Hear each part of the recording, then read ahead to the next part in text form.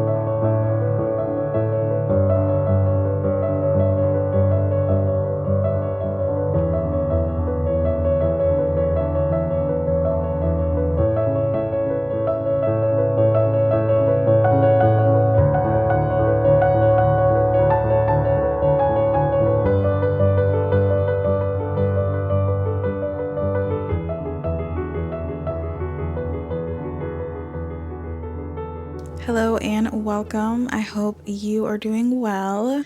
My name is Marissa Latrice. So in today's video, we are going to be doing a reading vlog where I'm going to be rereading some of my 5-star reads, favorite books of all time, to see if they live up to how I felt about them originally. Usually during my birthday month, I tend to like to reread my favorite books anyway as a little treat to myself. But I thought it would be interesting to not just reread them, but to see if they will check out meaning seeing if they are going to live up to how I felt about them the first time when I first originally read them, or if my thoughts have shifted, have changed, or if I see some things that maybe I don't agree with now in my reading taste. So I thought it would be interesting to just take you all along with me on that journey. And as you would have already seen, if you made it to this part of the video, the first book that I started with was The Picture of Dorian Gray. So I did haul this in a recent book shopping vlog, and I do have multiple copies of Dorian on my shelf already, but I thought it would be interesting to see if there were any differences in the uncensored version.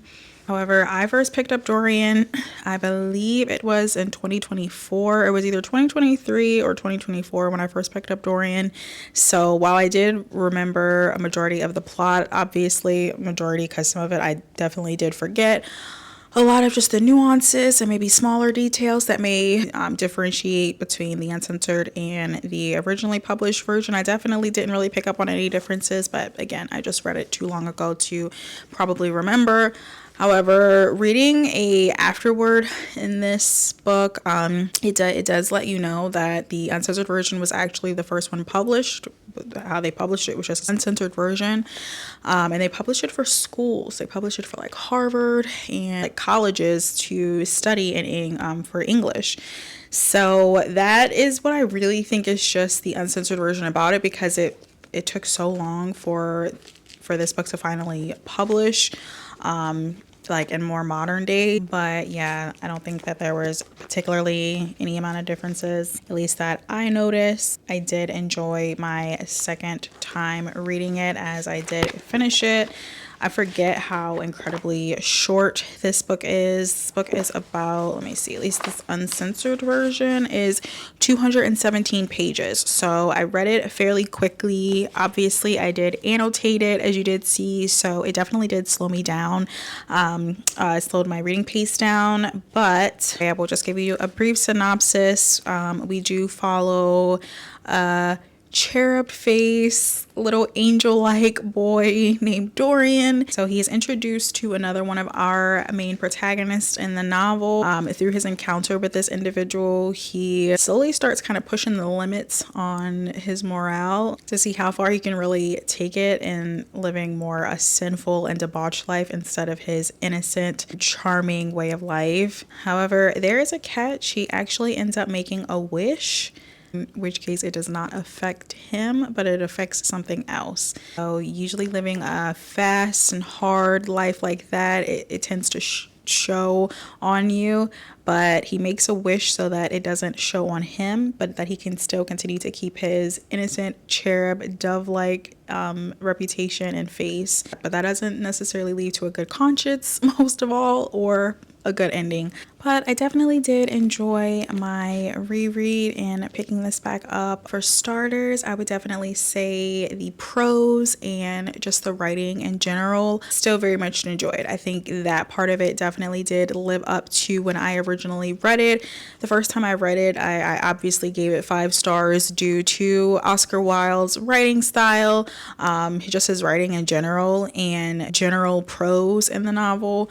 And so that definitely still lived up to when I read it the first time. Upon this reread, I definitely just on like the first couple of pages, I started like choking up and tearing up just because of how beautifully written this was. So I would definitely say in that regard, it definitely did live up to my original read and expectations of it. I still did genuinely love the characters, so in that regard it definitely did live up to my expectations of it as well. But I think what is most interesting is what it didn't live up to. It was just so funny because I've never gotten like bored when reading a classic, and classics in general can get a really bad stereotype of being boring. So I'm not going to use necessarily the word bored. However, I definitely did feel that the pacing was a bit slow. And so I'm going to tell you this, I did not feel like that the first time I read this book. And so I don't know if it's like my now TikTok rotted brain where my attention span has just like shortened or lessened. I genuinely do not know. But I know for me, upon my reread, like I definitely just felt it was a lot slower paced, and for some of it I was definitely like kind of chugging through, kind of pushing through, and it's like, okay, what's the point here? Where are we getting at? You know, which is just something that I did not feel upon my first read of this. So again, that has nothing to do with the book. That is really just a personal issue, but it definitely did affect my second read of this book. So because of that, obviously I did annotate the heck out of it, so I obviously enjoyed it very much, and I think technically, like writing wise, it is still very much a 5-star. However, for me personally, my rating did go down just a bit, so I would say that it is now for me like a 4.75. And again, a lot of it has nothing to do with the book. That is obviously still a very high rating, just in general, the pacing of it. So for that reason, it is not still a 5-star for me, which I was not expecting. I was definitely expecting to go into this and for it to still remain a 5-star, top of the line. However, yeah, it definitely did go down just a little bit, but I mean, it's still a very high rating. It's still an incredible book. It is definitely still a classic that I would recommend. But yeah, I definitely still think it is a very easy classic to read. I think it is very accessible. It's very accessible, I think, to a modern day reader. Sometimes I feel like when you think of just like maybe even like some easier individuals to read, like a Charles Dickens or a Jane Austen, they're still technically, to me, easier language to get into. However, I think Oscar Wilde is even easier, and then obviously it's very short, so I think it's definitely a great first book to kind of start with if you are just getting into classics. So yeah, so that is my final rating for my reread, or upon my reread. It is now a 4.75. It is still one of my favorite books, so still a book that I would highly recommend. So the second book that I have picked up, I've already started, and that is A Little Life by Hannah Yanagihara. Now I'm going to do a quick disclaimer. For starters, I do not recommend this book, so just bear with me.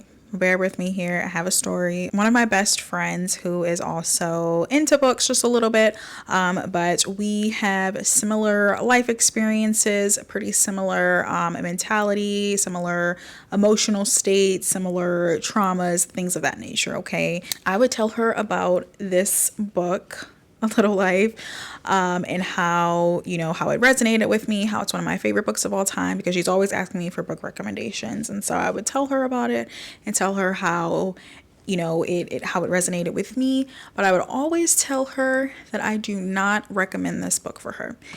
And she would always go like, why then? But I just don't think that you know, and this is the disclaimer, that it is necessarily a book that I can, on good faith and good morale, recommend. But I wanted to talk about it as it is one of my favorite books. It is a personal favorite of mine, and for me, it resonates highly. I can empathize with and have, or even go so far as to say relate to one of the main characters in this novel. Now, that is not to say, if you have read this book and you know the character that I'm speaking of, that is not to say that obviously I have been through similar experiences. I have been through a few of the similar experiences of the main character in this novel. However, not all of them. So that is in no way putting me in the same space or in the same realm even of our main character who we follow that I do relate with, which is Jude St. Francis, one of our main characters in A Little Life. Now, like Dorian, A Little Life is a psychological study on a character, and so while we do follow 4 friends in A Little Life. We do get POVs from all of our friends. We mostly are following the POV of our main character, Jude St. Francis. And Jude is who we spend a majority of the time with. A majority of the life that we learn about is Jude. And so I definitely do feel that it is more so a psychological study on these characters, because we do deep dive into all of their personalities, but also all of their psyches as well. And we just get most point of view from Jude. And so I first read A Little Life. I want to say this was around the same time as Dorian, around 2023, 2024. And I undoubtedly gave it 5 stars. So my reasons for giving it 5 stars was the writing, the prose. It's immaculate. Okay, it is genuinely immaculate. Similar to Dorian, the writing is out of this world. I can genuinely say to this day, I have yet to read another book that holds weight to what Hana Yanagihara did with A Little Life. So the writing, immaculate. Okay, immaculate. And so there's actually a quote in Dorian, which is so funny because I did annotate it, that pretty much expresses what I feel about A Little Life and their characters. So I'm gonna see if I can find it.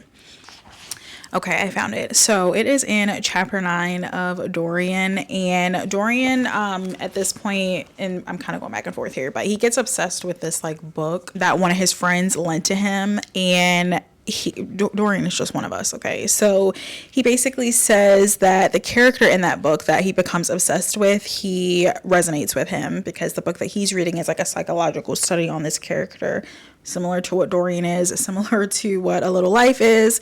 And he says that the book became to him a kind of prefiguring type of himself. He says, indeed, the whole book seemed to him to contain the story of his own life, written before he had lived it. Guys, when I tell you, when I read that, it immediately expressed everything that I've ever felt about any of my favorite books of all time. Okay? It pretty much sums up what makes a book become, for me, a favorite book of all time. And like he says in this, it's like it was written for you or written about you before you've even lived it in your own life. And so that is exactly how I felt the first time I read A Little Life.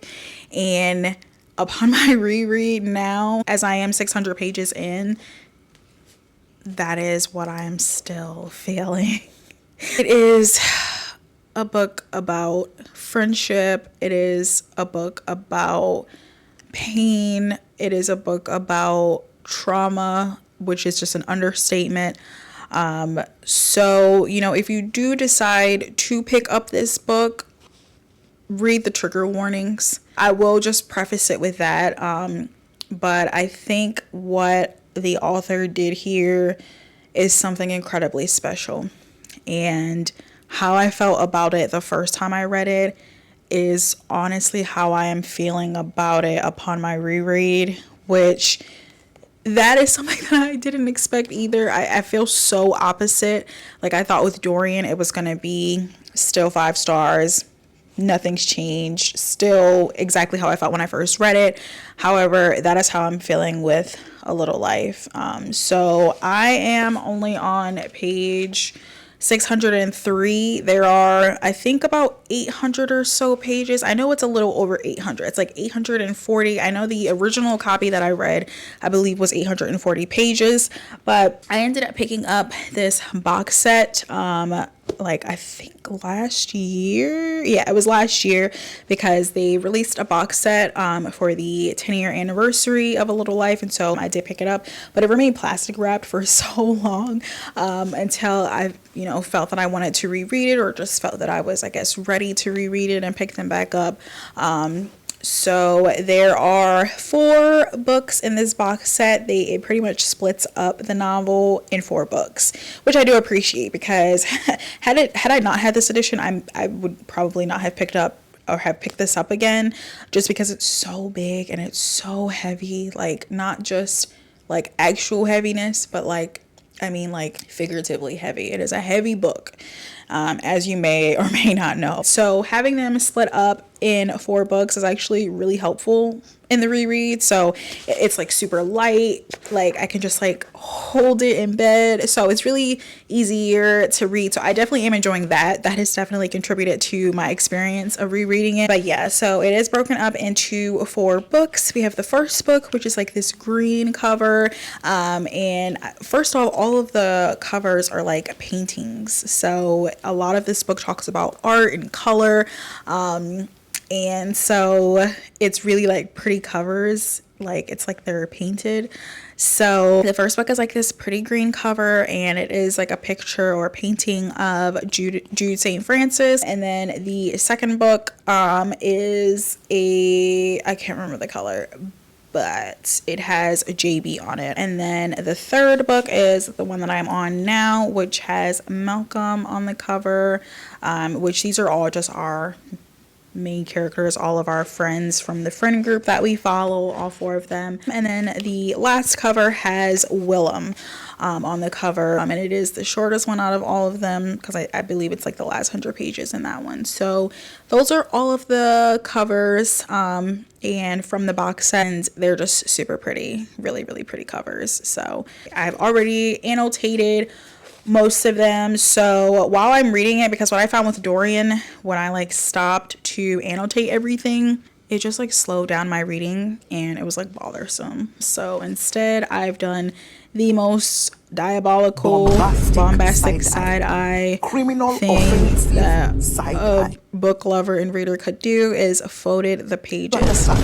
But it's definitely helping me to remember where I want to go back and annotate when I go back later, because I found that it's just easier for me to forward where I want to annotate so that I can just not have to stop after each page and like highlight and put my little tabs there that I just bought. But I am wanting to go ahead and finish this. I'm hoping to finish this either today or tomorrow. I'm really hoping to finish this today. I have about 200 pages left. So I'm going to go ahead and get reading, and I will give you my final thoughts once I finish it. So 200 pages to go. I've already cried. Not as much as, mind you, the first time I read it. So let's get reading.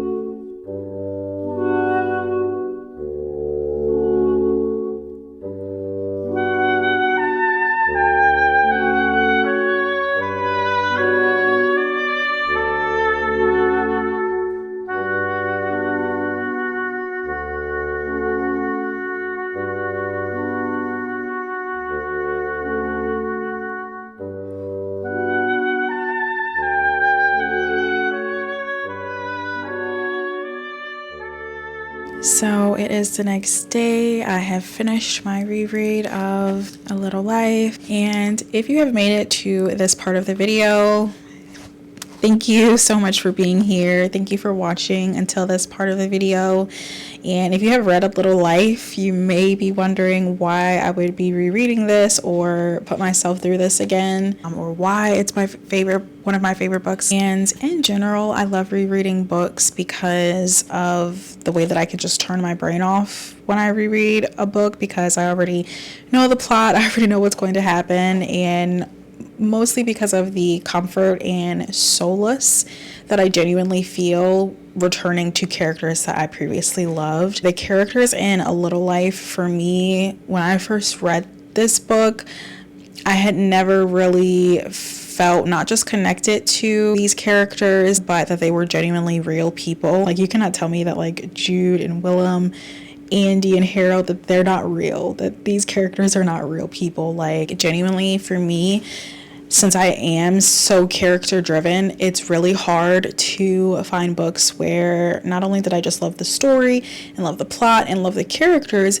but where I felt that they were real, and I felt like they were not just one dimensional or just like words on a paper, but that if I went outside, I would not be surprised if I saw one of these characters, that they are actually real. Like, that is how strongly written these characters are. And, you know, I just genuinely think the author did such an amazing job at writing these characters, because we're following their life, right? So you might think like, okay, that might get a little boring. And she also jumps in between timelines and POVs, but the author does it so seamlessly and does it so well that it never feels disconnected. It never feels like all over the place. I never felt confused of like which timeline we were in. She went back and forth between timelines seamlessly, and she jumps around, like literally jumps around in between the ages and like the years of these characters. It's not like one chapter is a flashback and then you jump back to the modern day. Like, she jumps around like within the same chapters, but it never feels all over the place, at least for me. And I think that she ties everything together seamlessly. I definitely felt that same way upon my reread. I felt the same exact way when I first read about these characters, except even more so. Like, I felt even more closer to these characters. I felt even more like I was with my friends. Like, I genuinely missed these characters so much. And that doesn't really happen often for me. So for that, I think that the author has done something that is really unmatched and really extremely incredible. And I felt that way even more so upon my reread. However, I feel like I cannot talk about this book without talking about some of the controversies and negative reviews that come with this book, because while this is, I would say, a pretty well-loved book, I would say it is also a very hated book and is quite controversial. And from the controversies and just thoughts that I have seen of why people hate this book or why they genuinely don't like it or just can't vibe with it, it's valid, 100% valid, because there are a lot of difficult and heavy topics and themes within this book. And as an author, I feel like if you are going to write about them, that you are going to make sure you do it well.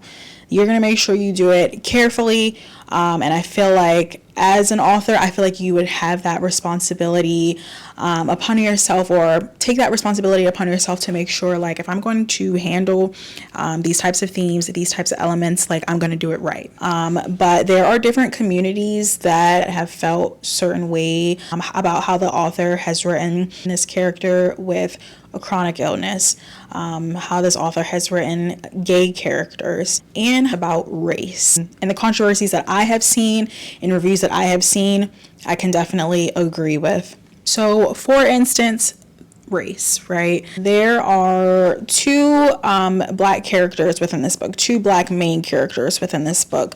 And I know some of the controversy that is there is how this author has written about black characters. So for instance, both of our black characters, our main black characters, JB and Malcolm, they kind of go through thoughts and feelings and experiences of the black experience. And so I know where some controversy comes in at is, you know, her writing about having these characters talk about their experience being black, written by a non-black author, right? And it's like, how can you really do something well if you haven't experienced it or don't do the proper research on it? And if you are going to touch on that, to make sure you do the proper research on it. And so while this is a work of fiction, you know, she's not writing a historical fiction on black history. It's still something that I think is important to talk about. And I did notice how it felt like certain races, it kind of showed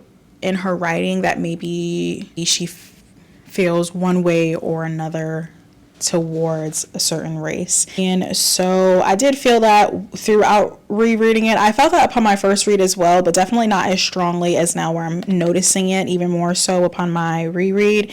And so while I was reading this book, there is a scene that is pretty much like outright a racial slur. And so I'm going to talk about that because our character JB, he is of course one of our black characters. He is a painter, and so throughout the book we follow his journey as a painter.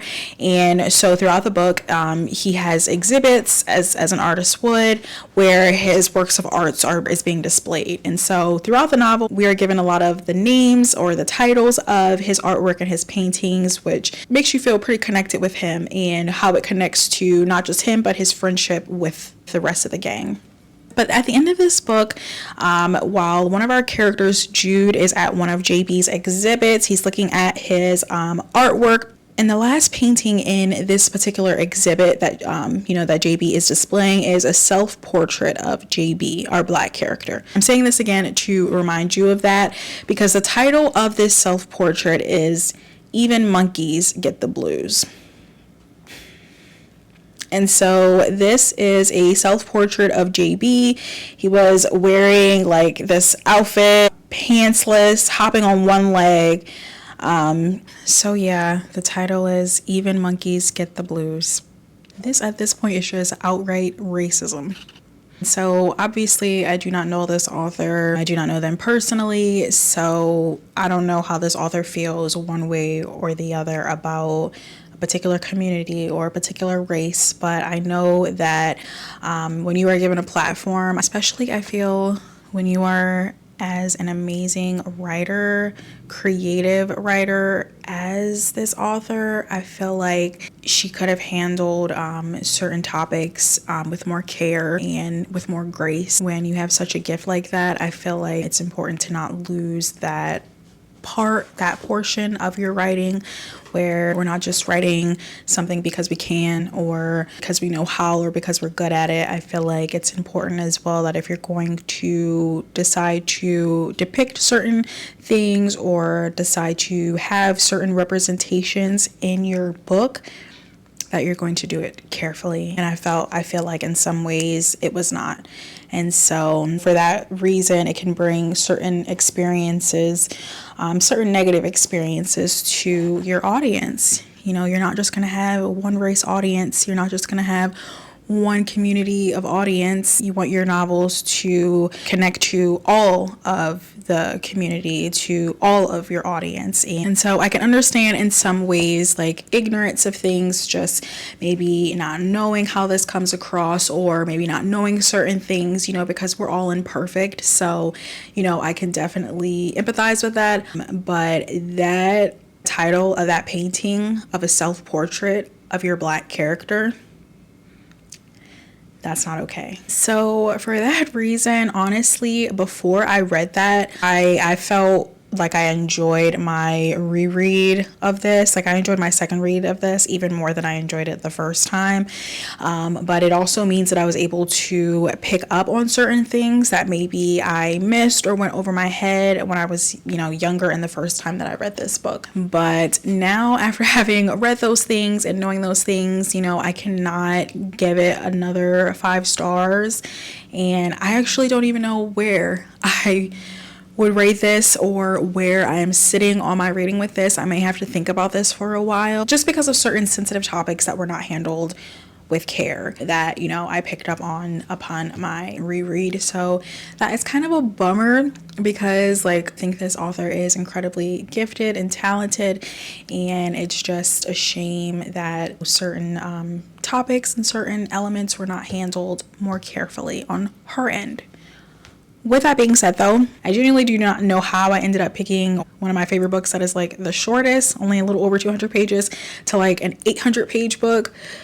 So with that being said, this is going to be the last book that I read for this video. I am done rereading books for a little while. This is my 3rd reread of a book this year, so I am ready to pick up something new. I have so many books on my TBR and so many books that I am wanting to pick up, so definitely stay tuned for some more reading vlogs. I really do hope that you enjoyed this one. Thank you so much again for watching to this part of the video. If you did, definitely be sure to subscribe for more content from me with a new video out every Sunday. Take care. Bye.